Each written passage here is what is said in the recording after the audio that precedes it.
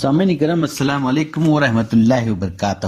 سامعین کرام آج ہم تبلیغی جماعت کے تعلق سے بات کریں گے۔ سامعین کرام تبلیغی جماعت تقریباً 100 سال پرانی دنیا کی ریلیجس آرگنائزیشن ہے جس کا کام تقریباً دنیا کے سارے ممالک میں چلتا ہے۔ تبلیغی جماعت کے کام کی شروعات دہلی کے حضرت نظام الدین علاقے کی ایک مسجد جسے بنگلے والی مسجد کہا جاتا ہے وہاں سے ہوئی۔ مولانا الیاس صاحب جو تبلیغی جماعت کے فاؤنڈر ہیں، اپنے دوسرے حج سفر کے بعد محسوس کیا کہ امت جو دین سے ہٹ رہی ہے، امت جو کردار سے کٹ رہی ہے، امت جو فرقوں میں بٹ رہی ہے، کیسے اس کو راہ راست پر لایا جائے، کیسے اس کو دینی احکام پر لایا جائے۔ اس سوچ اور فکر میں مولانا الیاس صاحب نے کئی تدبیریں اختیار کی، لوگوں کے درمیان بات کی، مدرسے کی بنیاد رکھی جہاں لوگوں کو بلا بلا کر دین کی باتیں سمجھائی گئیں، پر اس سے مطلوب کام نہیں ہو پا رہا تھا۔ پھر آپ نے کچھ افراد کو لے کر اجتماعی شکل میں ملاقاتوں کا سلسلہ شروع کیا، پھر اسی طرح جماعتیں بنتی گئیں اور ان جماعتوں کو گاؤں گاؤں، شہر شہر دینی احکام کی دعوت دینے کے لیے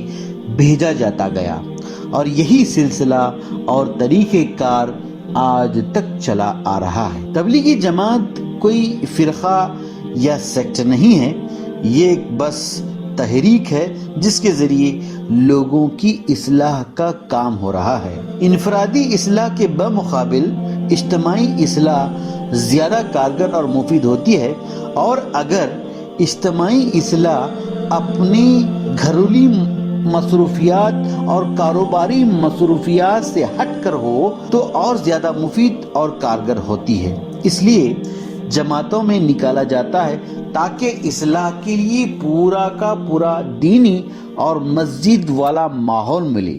کچھ دن کے لیے دنیائی مصروفیات اور ماحول سے کٹنے اور مسجد والی نورانی ماحول میں وقت گزارنے کی وجہ سے انسانوں کی تربیت ہو رہی ہے۔ جماعت میں نکلنے کے بعد عموماً نمازوں کے علاوہ 24 گھنٹوں میں 2 اعمال پر کام ہوتا ہے۔ ایک نیک اعمال کے فضائل کے ذریعے نیک اعمال کا شوق پیدا کیا جاتا ہے، اور دوسرا قرآن کے حلقوں کے ذریعے قرآن کے سیکھنے اور سکھانے کا شوق پیدا کیا جاتا ہے، اور انہی اعمال کی دعوت محلے والوں کو بھی دی جاتی ہے اور تشکیل کی جاتی ہے کہ آپ بھی کچھ وقت کے لیے دنیائی ماحول سے کٹ کر جماعت میں نکلیں اور سیکھنے اور سکھانے کے عمل کو کریں۔ یوں کہہ سکتے ہیں کہ تبلیغی جماعت ایک چلتا پھرتا مدرسہ ہے جہاں ہر کوئی بھی نکل سکتا ہے، چاہے وہ بچہ ہو، بوڑھا ہو یا نوجوان ہو۔ محرم کے ساتھ عورتوں کے بھی جماعت نکلتے ہیں جہاں عورتوں کے رکنے کے لیے کسی گھر میں انتظام کیا جاتا ہے جہاں پردے کا خاص خیال رکھا جاتا ہے۔ جماعت میں نکلنے والا چاہے امیر ہو یا غریب، سب کے لیے یکساں اصول ہوتے ہیں۔ سامعین کرام، اسی دعوت و تبلیغ کے طریقہ کار کی وجہ سے ہم نے کئی زندگیوں کو تبدیل ہوتے ہوئے دیکھا ہے۔ کچھ افراد ایسے بھی اس کام میں راہ راست پر آ چکے ہیں جو سماج کے لیے درد سر بن چکے تھے۔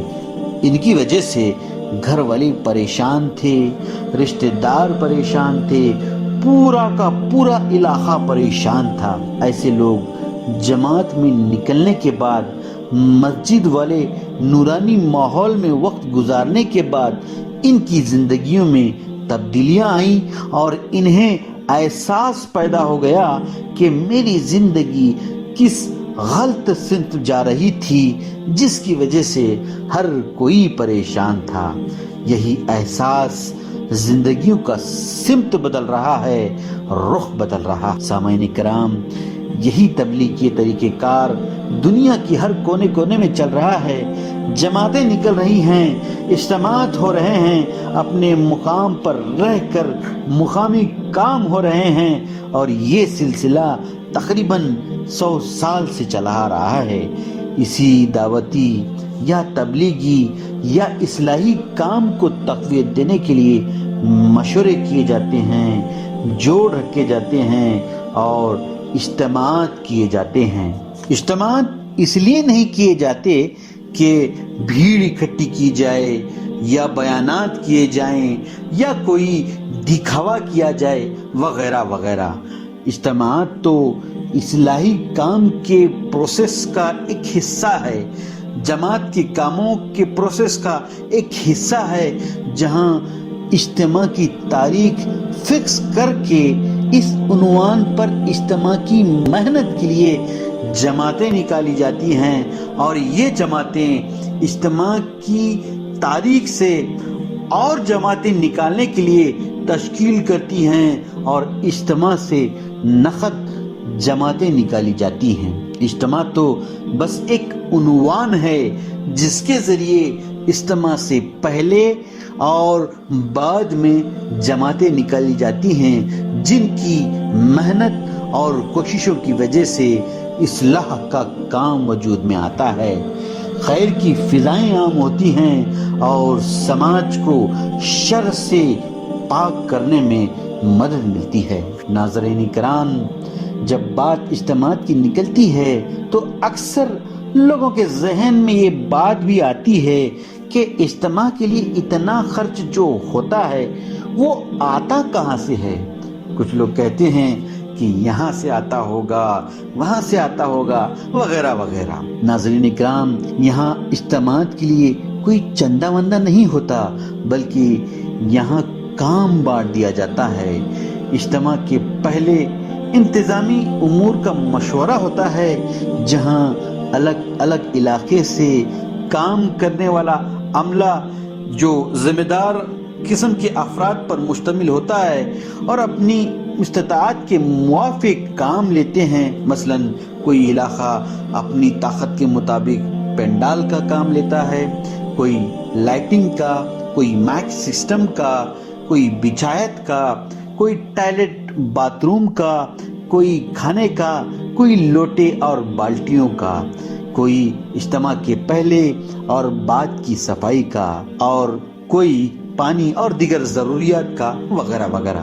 ان کاموں کو لے کر یہ علاقے کے ذمہ دار اپنے علاقوں میں ان لیے گئے کام کے تعلق سے مشورہ کرتے ہیں اور اجتماع کا کام وجود میں آ جاتا ہے اور پیسوں کا کلیکشن بالکل منیمائز ہو جاتا ہے۔ 100 سالہ تاریخ میں کہیں سنا نہیں گیا کہ پیسوں کو لے کر اجتماع کے پہلے یا بعد میں کوئی مسئلہ کھڑا ہوا ہو۔